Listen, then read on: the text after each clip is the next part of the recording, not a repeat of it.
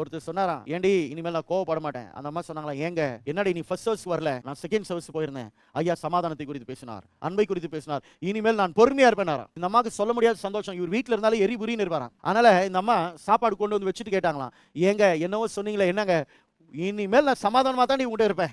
அம்மு நான் சமாதானமாக இருக்கிற அம்முனாராம். இவங்களுக்கு சொல்ல முடியாத சந்தோஷம். சாப்பிட்டுட்டு காஃபி கொண்டு வந்து கொடுக்குறாங்களாம். என்ன அம்மு வித்தியாசம் நாங்களாம். அப்போ இல்லைங்க உங்களுக்கு டைஜஷன் ஆகும், குடிங்க. இந்த அம்மாவுக்கு சொல்ல முடியாத சந்தோஷம். காஃபி வச்சு சொன்னாங்களாம்.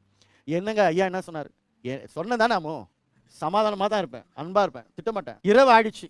அப்போ ஒரு வார்த்தை கேட்டுலாம் அப்படின்ட்டு கேட்குறாங்களாம். ஐயா என்ன அட சனியை எத்தின் முடிவு சொல்கிறது கோவம். ஸோ பாவம் என்பது மனுஷனுக்குள்ள இன்பில்ட்.